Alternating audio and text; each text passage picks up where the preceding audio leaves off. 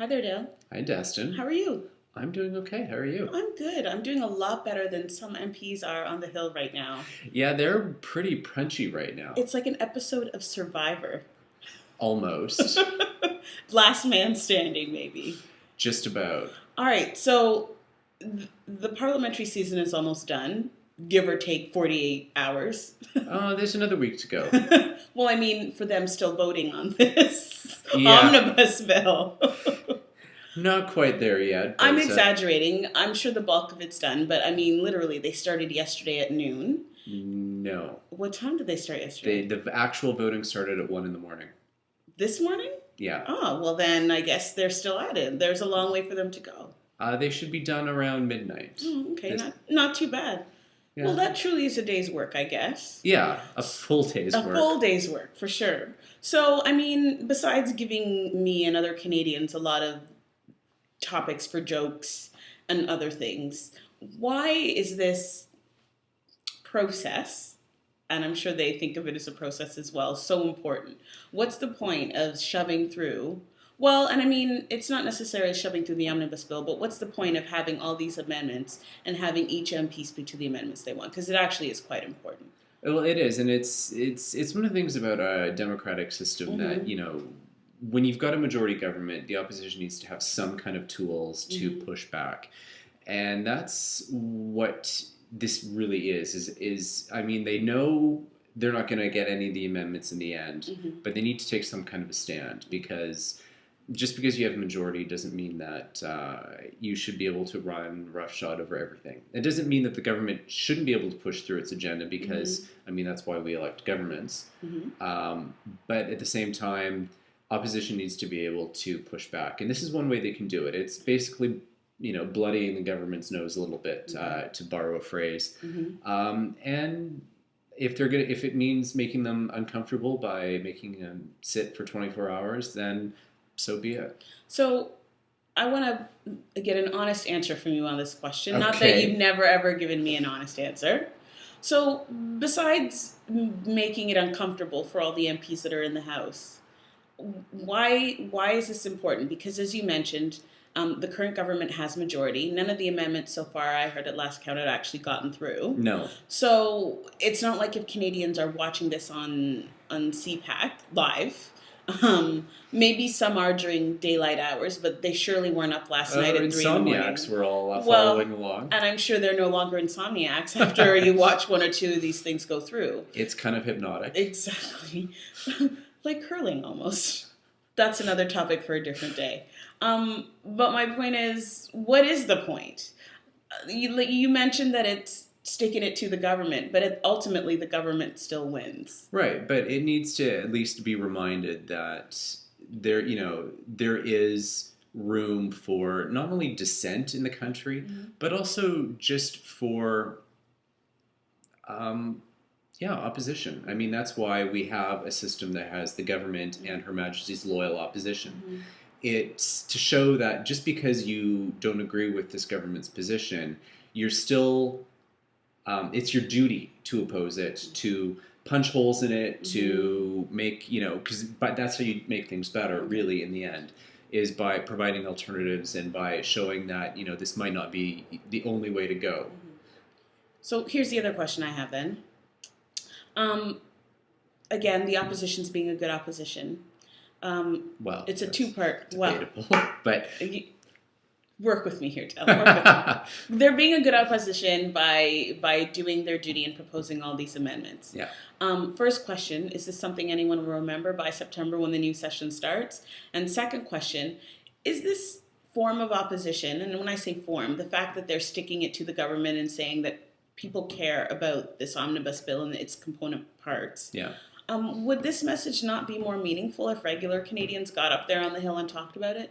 Not that they haven't, but for the most part, you haven't seen rallies in the street around some of these issues. It's interesting. There hasn't been the same kind of mass protest the way that was around prorogation, Mm-hmm. and I can only really speculate as to why.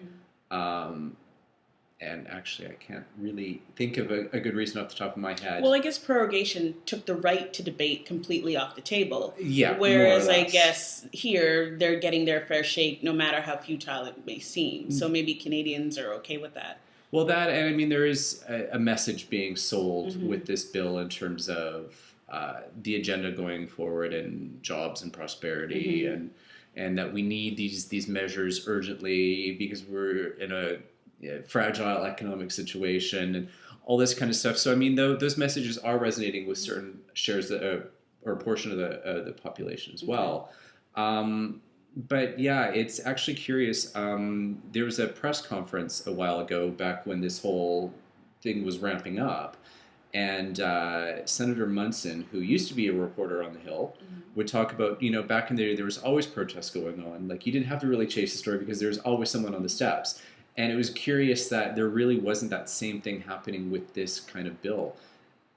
Why is that? We don't really know. Well, and it was so odd to me because I was seeing photos this week. Lululemon does a yoga session on the Hill, and they've Yeah. got, I think, about 1,000 people out there yesterday at Yeah, lunch doing yeah, some that yoga. sounds about right. And to see that photo and to see the people practicing yoga, I'm not sure I had seen a large group on a related matter in a long time on another issue.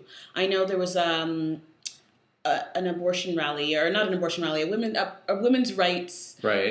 rally not long ago. I don't think it had 1,000 people there. No, and there was the and I don't wanna the sound March like, for Life the March one, for Life which one. they busted high school kids from across Yeah. the region to pad their numbers. Yeah.